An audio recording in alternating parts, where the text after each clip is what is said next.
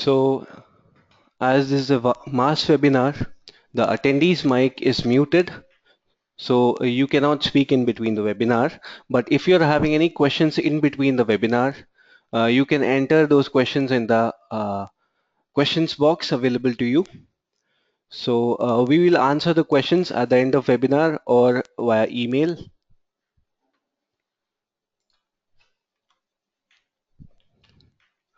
So today's agenda for the webinar. So first I'll be discussing the enhancements in MIDAS Civil 2016 in the pre and post processing mode, and then in the analysis and design mode, and then brief details about a few new features, and moving on to the PSC Box girder design as per IRC112 at the end. So the enhancements in the latest version in the pre and post processing mode, composite girder bridge wizard is now available. So grill edge models for PSC composite eye girders can now be easily generated using this wizard. And we are having improvement in RSI analysis track model. So rail track interaction wizard has also some improvements. So that we'll be discussing. Then as per CEB FIB 2010 code, creep and shrinkage properties are now available in the database. And user-defined relaxation can now be defined for pre-stressing tendons. Volume surface ratio for composite sections is now available, which is a key feature for calculation of creep and shrinkage properties as per ASHTO code. Improvement in local direction of force sum, that is when in a model both line or beam elements and plate elements exist together, like in case of a plate girder where the girder is modeled as a beam element and the slab is modeled as plate element. So in that case this feature is useful, so there is some improvement in the local direction force sum. And also the steel material database for Eurocode 3 Singapore annexure has been included. And then there is some improvement in pressure load application in the software. And then Revit 2016 interface has been added.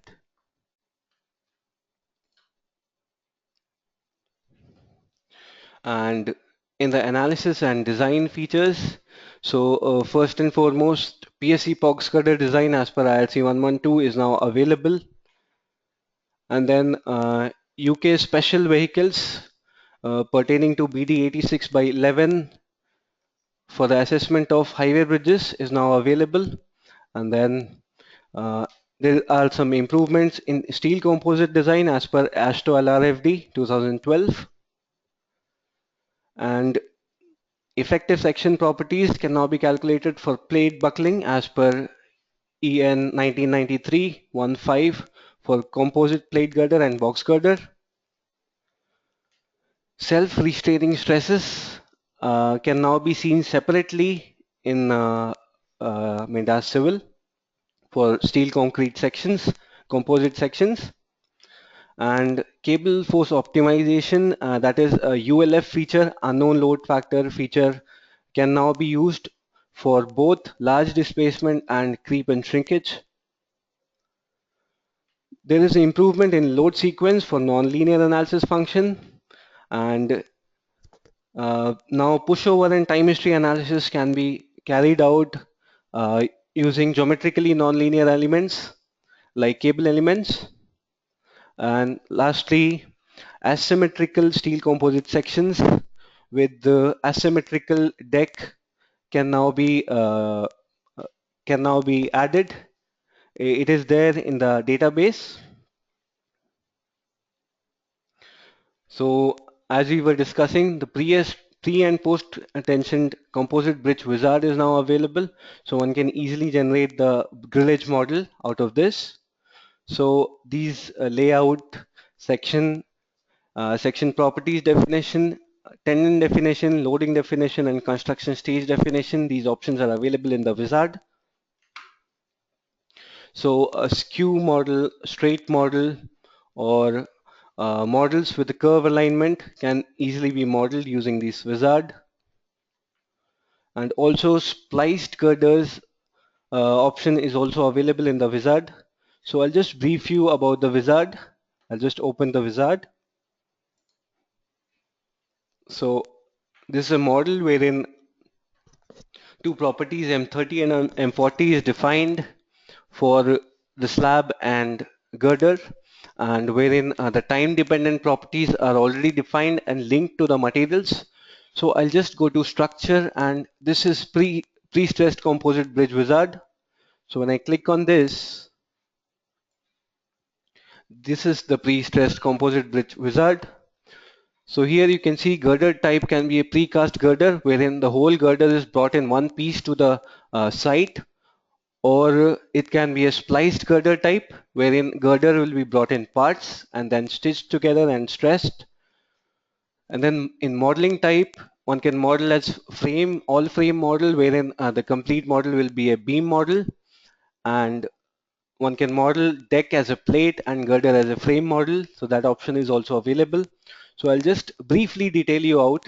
The span information I'm giving it as 2 at the rate of 20. That means two spans of 20 meters, deck width as 12 meter. The spacing, the elastic joint I'm keeping as 0.1 meters. The spacing from support to girder end I'm keeping as zero point 0.4 meters. So these properties can be fed into this wizard, and one can model substructure also and give the properties. Right now I'm going with without substructure, and one can give here the bearing properties. So the corresponding to elastomeric bearing or pot PTFE bearing, one can give the stiffnesses in all the 6 directions, and the thickness of bearings can be defined over here. And moving on to the sections, so one can define the deck thickness over here, and the deck property, girder property, diaphragm property, and then the offsets, the position for the girders. So I'm taking 4 girders spaced at 3 meters. So minus 4.5, minus 1.5, 1.5, and 4.5 from the center line. If you click on the guide, you will get this is the center line from where we are giving these ordinates. And then moving on, here you can give the diaphragm details, and here one can give the girder section details. If one is having multiple sections along the length, let's say mid section and tapered section, then one can make that many number of divisions, and one can add those sections over here. And then moving to the tendon profiling part, so we are having these profiles over here. So one can define these profiles as per this guide. So all these types of curvature options are available. So these ordinates, one can define the starting ordinate and the middle ordinate. And for the harp, the L1 ordinate also will be available. So as per this detail, one needs to define these ordinates for tendon profiling. And then the loading details, one can give densities of barrier, median strip, and bearing course. One can define the live load too from here by defining the traffic lanes and vehicles and associating them with the lanes. And lastly, the construction stage, wherein one needs to give what will be the duration of each construction stage.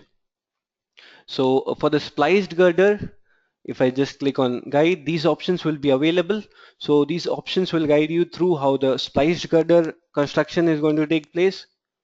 So one can vary these construction days, and here you can see the activation of wet concrete load over the girders, and then when it becomes composite, wet concrete load will be deactivated. So all these things are uh, pre defined in the wizard. So when I click on OK, so you can see there is some overlapping. Just it is because of the overlapping of diaphragm member and the deck members. So one can just change the spacing of the transverse members. So I'll just show you the line model. So this is the line model which got generated. So you can see even the construction stages, the load application is done. So in the first stage, you can see the girders are placed, and their properties is composite is just girder property in the first stage, and the pre-stress load application is done in this for the first stage, and then the second stage the deck load is applied, and the second stage the girder transforms into a composite girder. So all these applications is done by the grillage wizard. So this can easily be generated. This used to take a lot of time for manual generation, but it can easily be generated now with the help of wizard. So one can explore many various options available in the wizard. So there is this radius option wherein a circular alignment can be given, and then there is a guide wherein for skew or uh, for skew angle alignment, how the girders needs to be aligned. So all these options are available over here. So one can try out each and everything available in the wizard. So we'll move further in our presentation.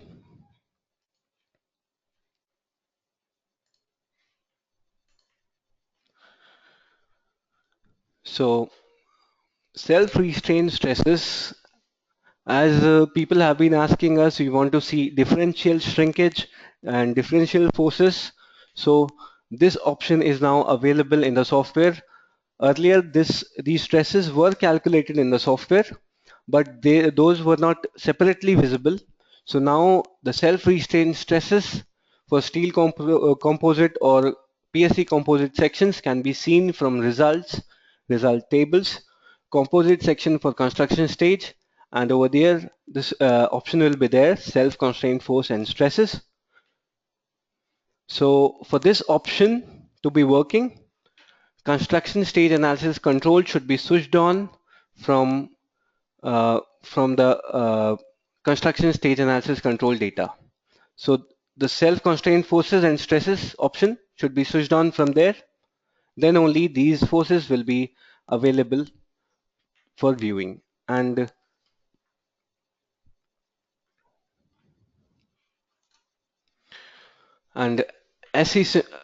asymmetric composite sections are now available only for steel I type. So an asymmetric slab can now be modeled using the database input.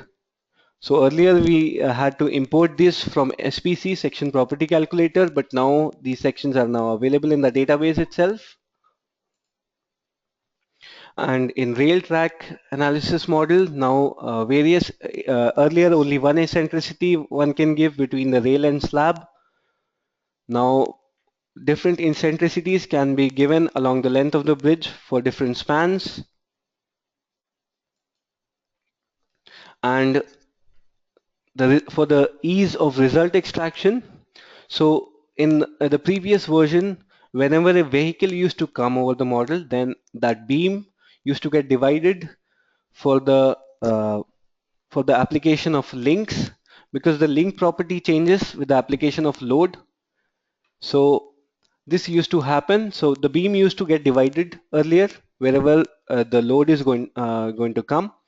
So now in the recent model, wherever the vehicle positions are there, the model is pre-divided into number of elements, and then the vehicle positions are placed.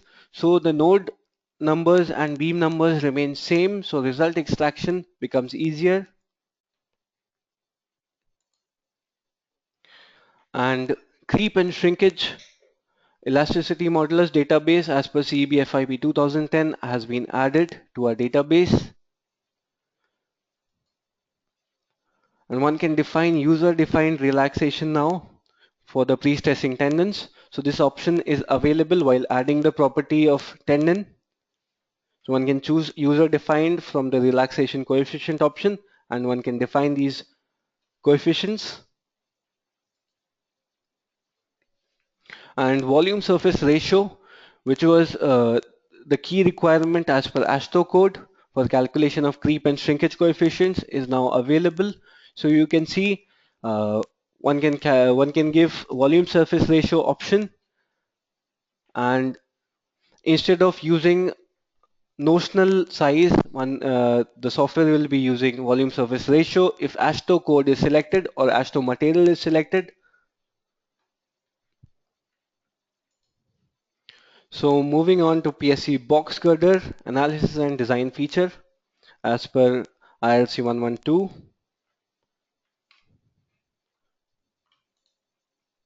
So these are the specifications of the bridge which we are going to take into consideration today. So it is a three-span continuous PSC bridge of span 40 meters plus 45 meters plus 40 meters. The width of overall carriageway is 8.5 and 7.5 meters is the clear carriageway width. And the design and time-dependent property material code is IRC 112 2011. So I'll just quickly move over to the model. So several times we have discussed the modeling aspect, but I'll just brief you out about the modeling of the bridge. So in the properties, material properties, M50 is taken as the superstructure property and M40 is the substructure property, and tendon property is steel property, and then superstructure creep and shrinkage and compressive strength gain properties are defined, and then they are linked to the superstructure material property, and then various sections we have defined over here: the mid section, the support section, and the diaphragm section. So one can see the section definitions. So this section sizes. So this is the cross section for mid section which has been taken. This is the cross section for end section, and this is the diaphragm section. So these sections have been defined using PSC one cell option. So one can import these sections and then manually he will have to enter these values. So these values are necessary for the design aspect. So these are the thicknesses for shear check and torsional check. So one can import the section from SPC, or one can input the sizes in the PSC one cell box itself. So various sections were defined, and then after defining the section, we created the geometry. So you can see, I'll switch on the nodes. So here the connectivity is via bearings.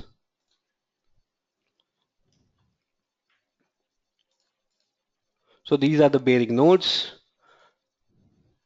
and the bearing properties are given as per the fixed pier and free pier condition and free abutment conditions. Then one needs to define groups as per the construction stage. So for construction stages, these are the construction stages adopted in the model. So in the first construction stage, we are taking 40 meters plus 8 meters construction of the second span. Then the second stage, second span launching, and the third span 8 meters will be launched and stressed. And the third stage will be completing the construction, wherein the last 32 meters will be launched. So this has been simulated in the software. So construction stage, three construction stages are there. Construction stage 0 corresponds to where substructure construction is complete. Construction stage 1, 2, and 3 are the superstructure construction sequences. And then these are the four boundary conditions for 4 construction stages, wherein all the links, rigid links and elastic links are grouped, and these are the load groups framed for application in the model. So PS corresponds to pre-stressing load groups, self-weight is SW is for self-weight, and SIDL corresponds to crash barrier and wearing coat application. So that's how the modeling is done. So in the first construction stage, only the substructure is ready. CS1 corresponds to one span is launched, and the loads are applied. In the second stage, you can see the second span is launched and stressed with the first span, and the third stage, the last span is launched, and in the final stage, the SIDL loading will be applied. So I'll just move to the design aspect. After you have completed the analysis, one needs to go to the PSC tab, and over here, IRC112 2011 design is available. So one should click the parameters. So as and when after clicking the parameters, this box will be available. So all these options, these are the ultimate ULS check options. These are the serviceability check options. So all these are have come. The design has been done as like in parallel to the Eurocode design. So these options are related to the Eurocode, as well as the considerations in IRC 112 have been taken into priority. So if one wants to change the input data, the base data, then one can check on this option, and one can select these options are available now. So the basic and seismic combinations, the factors are available. So alpha CC 0.67 and all these stress limitation factors. So if one wants to change these, one can change these from here. So when I click on OK, so I'm in construction stages. I need to go to the base stage in the post construction for design, and then I can check the parameters and I can select all and click on OK. So one needs to frame load combinations.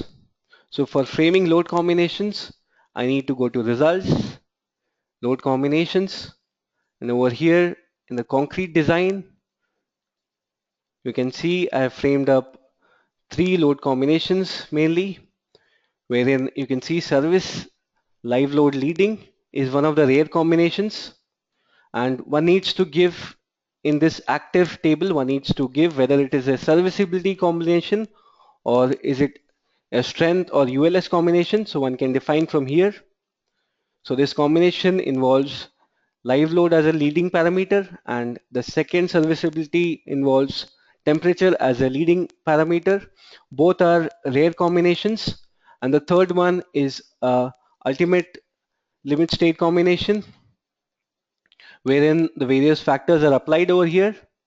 So these three design combinations are framed. So one can frame all the combinations over here in concrete design.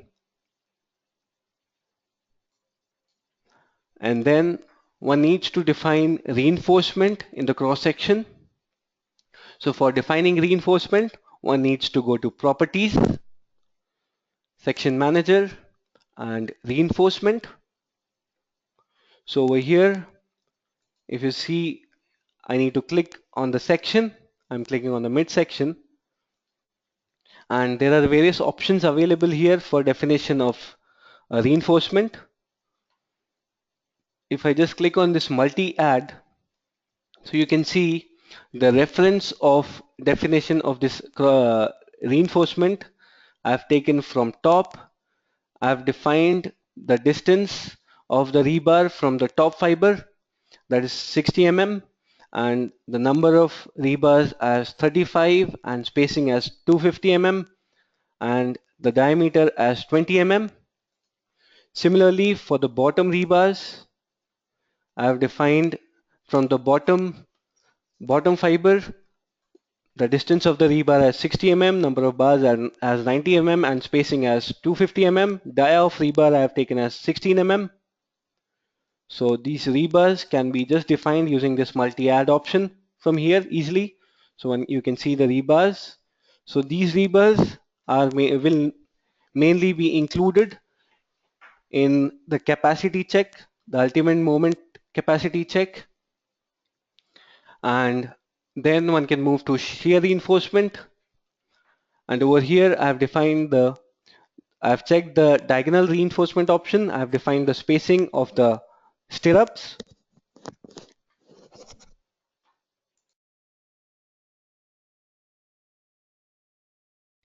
Sorry, yeah.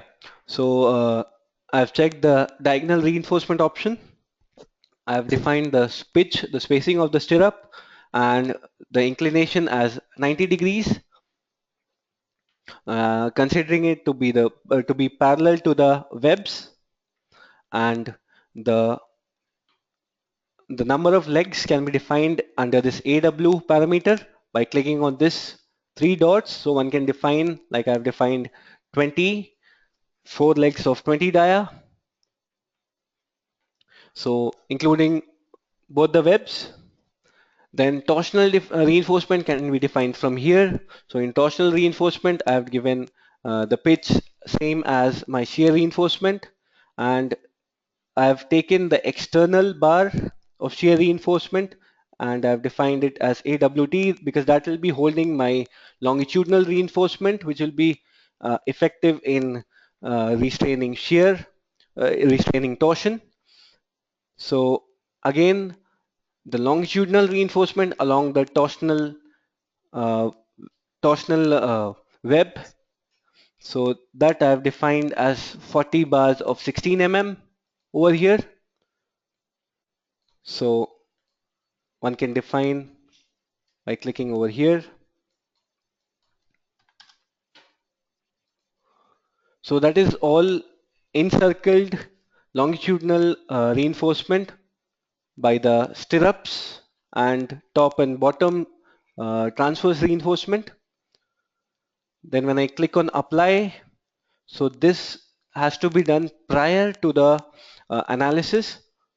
So this definition should be done prior to the analysis and then analysis should be carried out. So this will be considered in the design. When I click on apply, so this will be applied to this section. Similarly, it can be applied to the respective other sections. So this was all about definition of reinforcement. And then coming to the design part. So PSC design material, already we have defined the parameters. So one can click on PSC design material. So over here M50 and the rebars can be defined as FE500 and one can click on modify. So this gets modified. So M40, I'm not concerned about that because that is substructure material. So we are going for superstructure design, which is M50. And then the output position corresponds to which member's design we want to carry out. So I can just select randomly the sections or I can select all the sections and I can click on apply. So you can see for these two members I and J position, the design will be carried out. So this is added and similarly one can define the position for output position in a similar way. So I'm selecting these two members 75 and 55 numbers and I can click on apply. So this will be added for output parameters.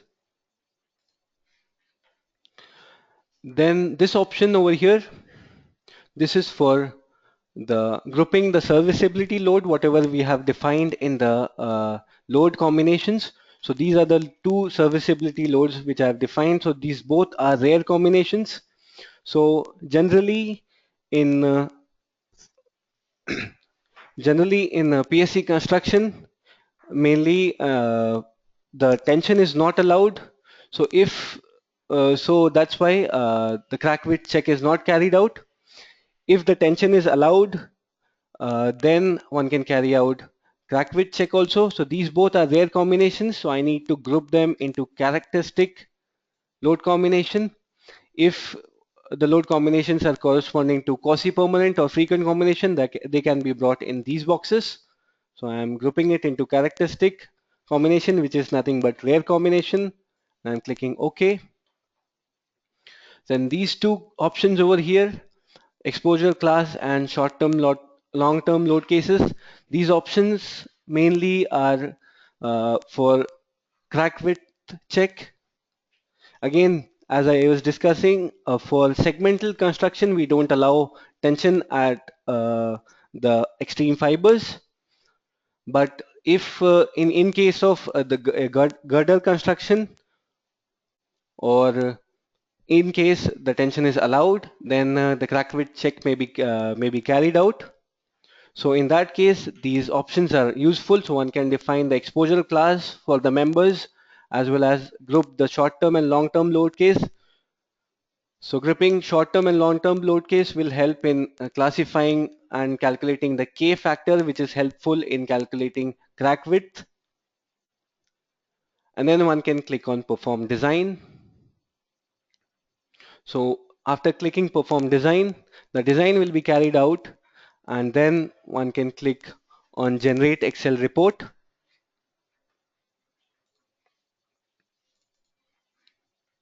So after design is over, one can click on Excel report, and the Excel reports get generated for the selected members. So I'll show you the Excel report. So this is at 55th member, ith position. So the detailing of the report, you can see the factors are given over here.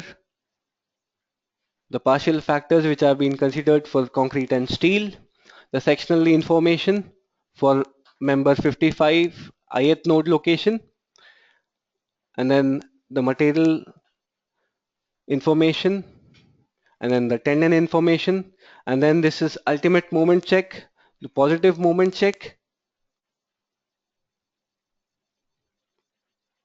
So it is checked over here and mentioned as OK, and then the negative moment check,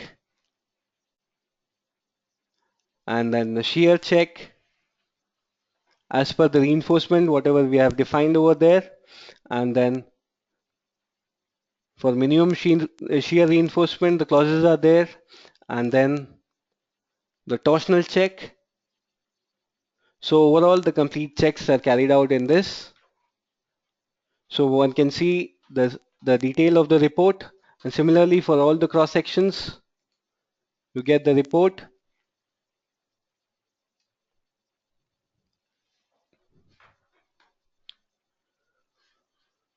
Also for the stress checks, one can see it's tabulated, what are the maximum stresses and minimum stresses. So all these data is available in this report. So this report can be directly used as a design report.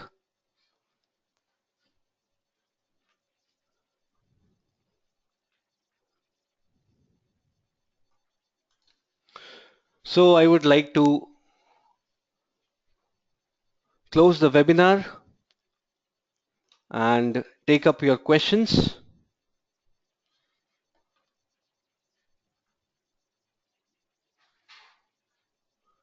So that's all about PSC girder design using IRC112.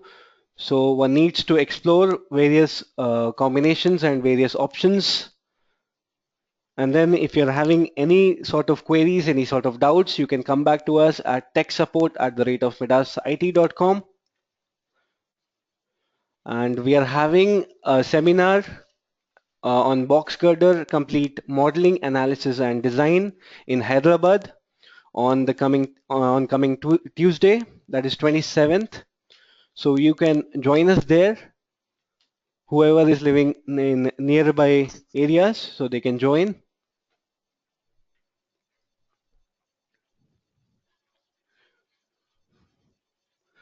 So we'll be sending you the details of the seminar on your emails.